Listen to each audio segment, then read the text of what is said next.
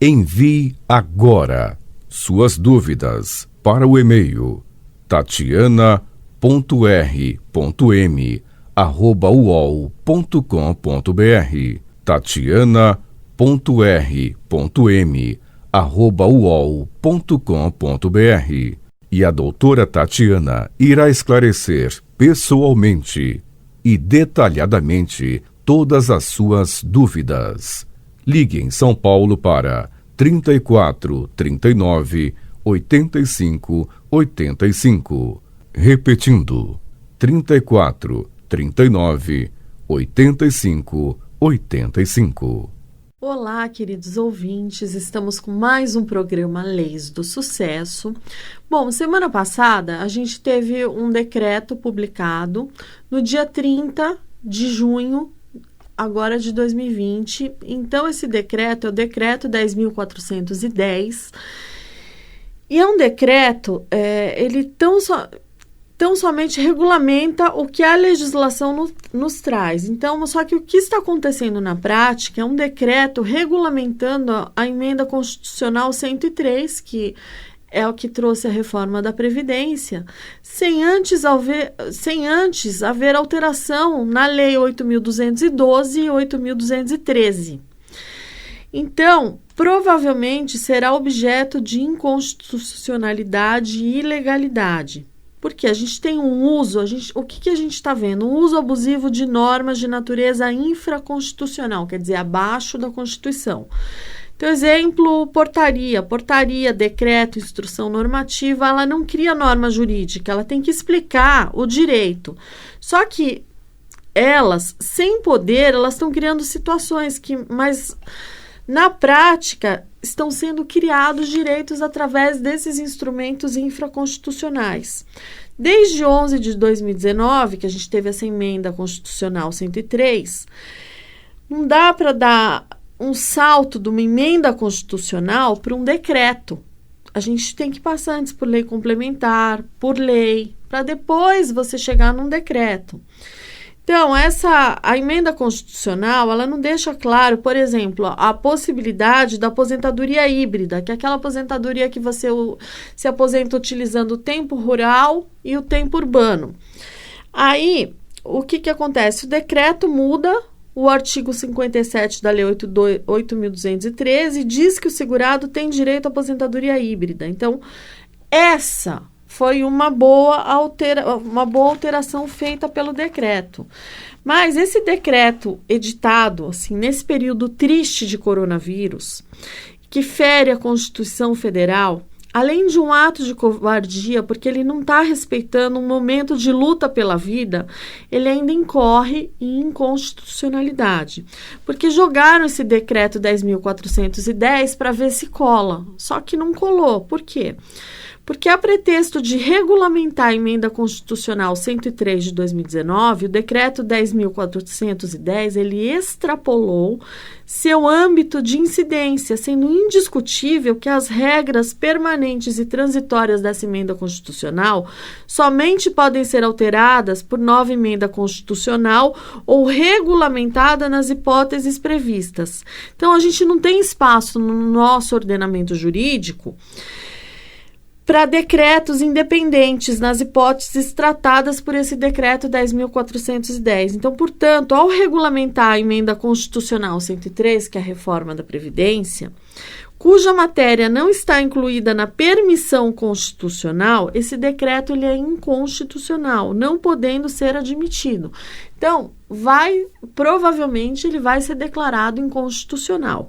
Mas até então, eu tenho que apresentar as alterações que esse decreto trouxe.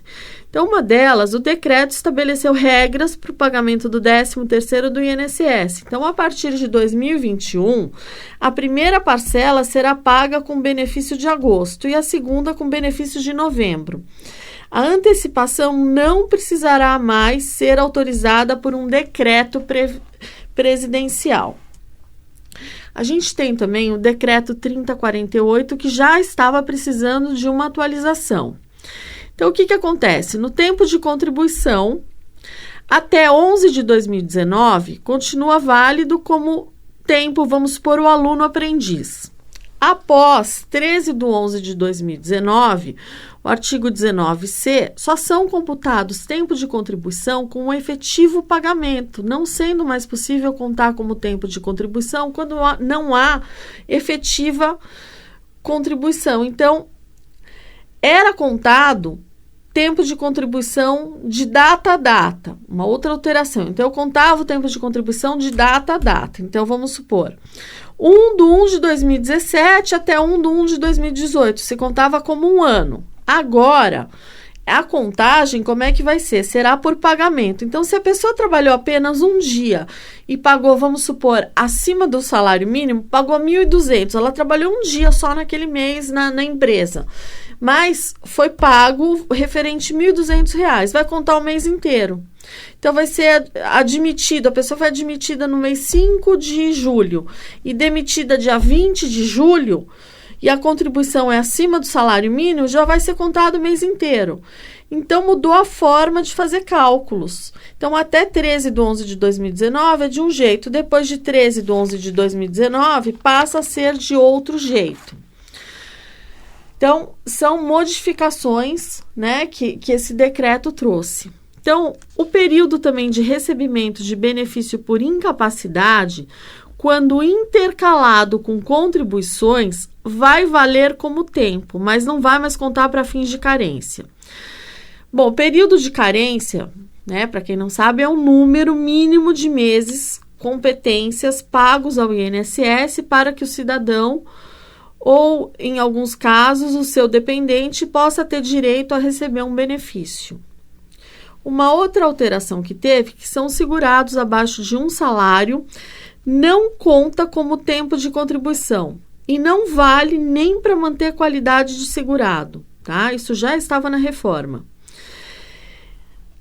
O tempo especial. Antes do decreto, o afastamento, por exemplo, para recebimento de auxílio-doença, o STJ, no tema 998, no repetitivo 998, o benefício por incapacidade contava como tempo especial. Agora não. Então, vamos supor, um médico que trabalha num hospital, que é afastado por Covid-19, esse afastamento vai contar como tempo comum, já contrariando a jurisprudência do STJ. Olha que confusão.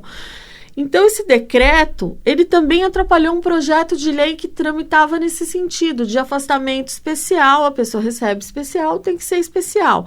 Então, veio aí o decreto, atropela tudo, muda tudo e pega todo mundo de surpresa. Período de graça.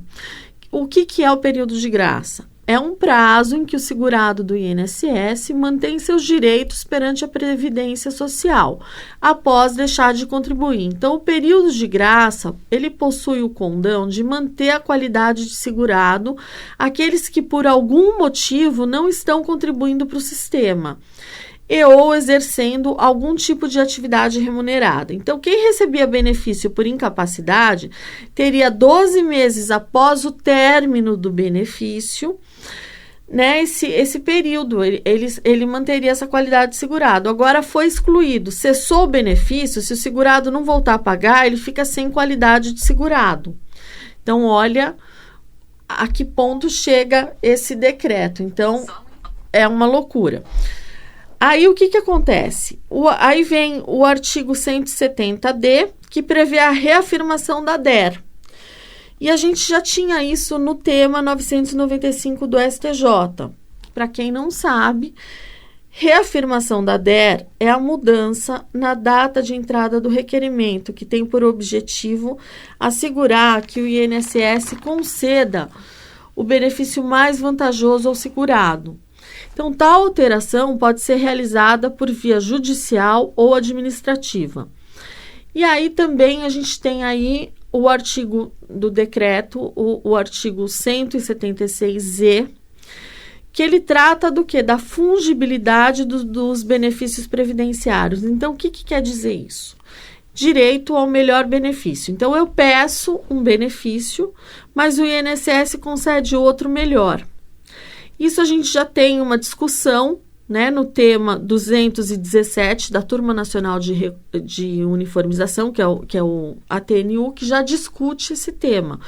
Mas agora vem o INSS e fala, não, a gente pode tratar da fungibilidade de recursos, de benefício, que é você trocar um pelo outro. Então, vamos supor, eu peço aposentadoria por idade, mas se analisar, eu teria uma aposentadoria melhor se eu entrasse numa regra de transição. Então, eles concedem a regra de transição e não concedem a minha aposentadoria por idade que eu pedi.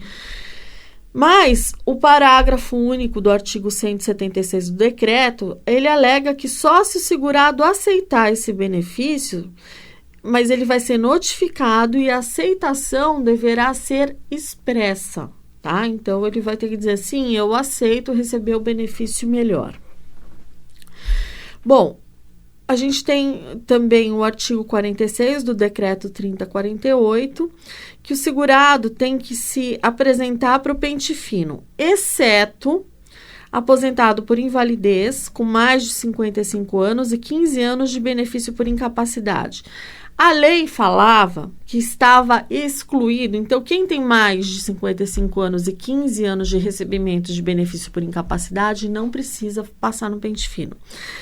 E a lei trazia uma nova alteração que era referente ao quê? Quem tem AIDS, quem tem HIV e AIDS também estava livre do pente fino. Porém, o decreto fala apenas agora que só quem tem AIDS está livre do pente fino, que são coisas diferentes. Não fala mais HIV.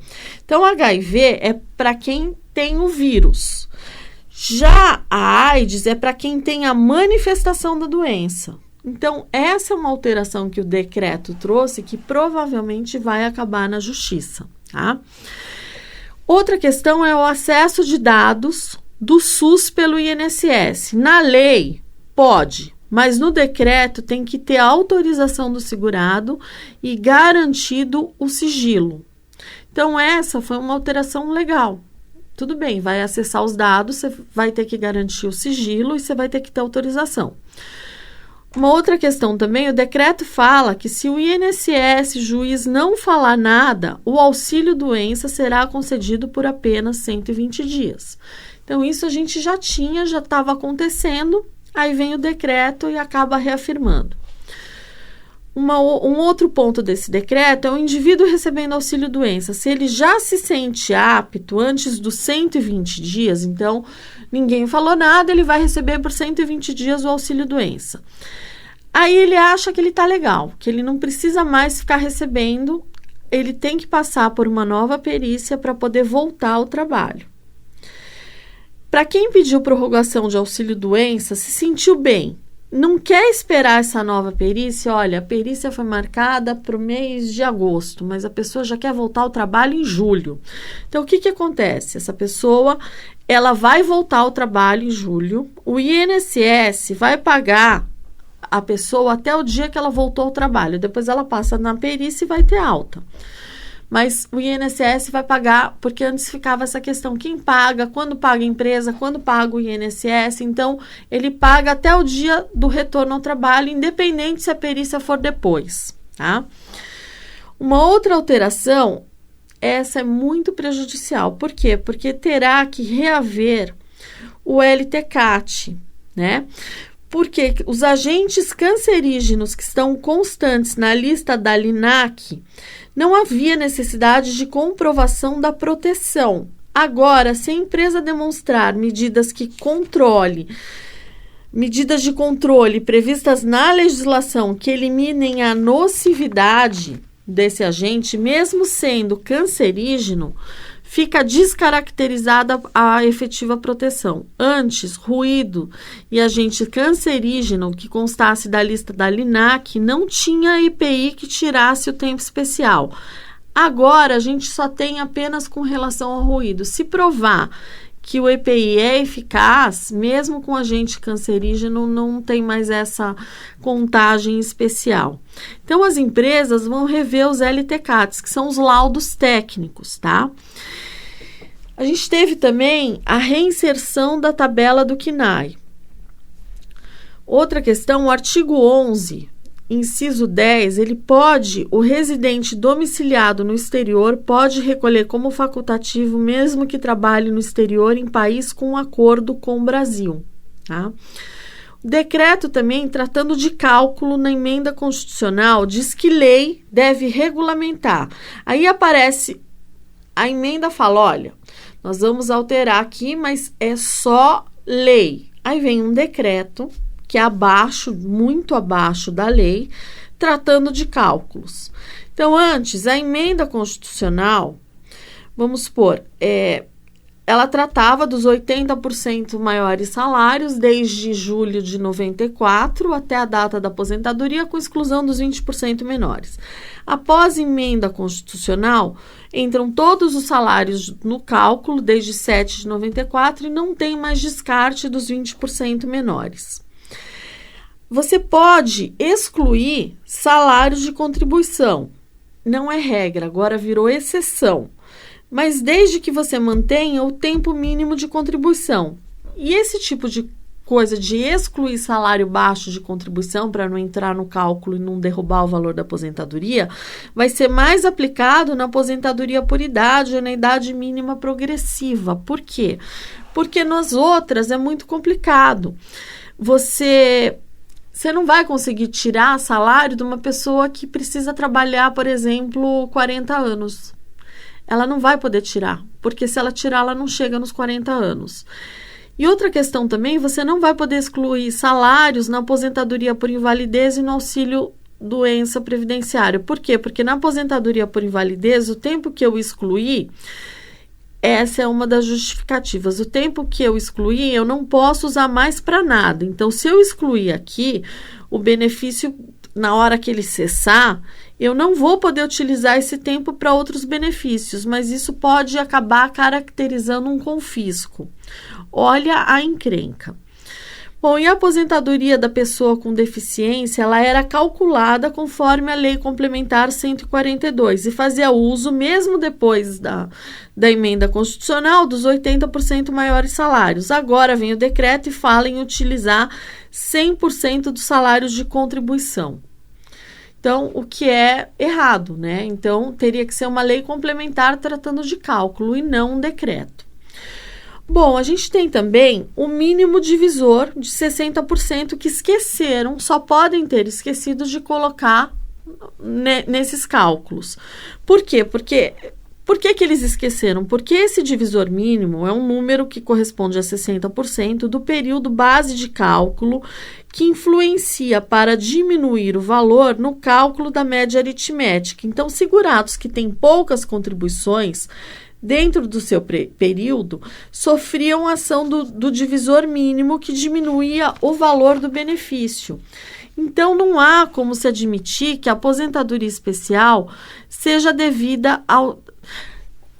Perdão. Então, o que acontece? Esse mínimo divisor, então, vamos supor, eu tenho um valor ali, um número de meses. Eu tenho 200 meses, mas eu só tenho 10 contribuições. Mas se eu tenho 200 meses, eu vou usar 60% desses 200 meses e dividir minhas 20 contribuições. Eu não vou usar só as 20 contribuições e dividir por 20, tá? Então, eu vou ter que usar essas 20 contribuições e dividir por 120. Que é 60% de 200. Então, o que vai acontecer?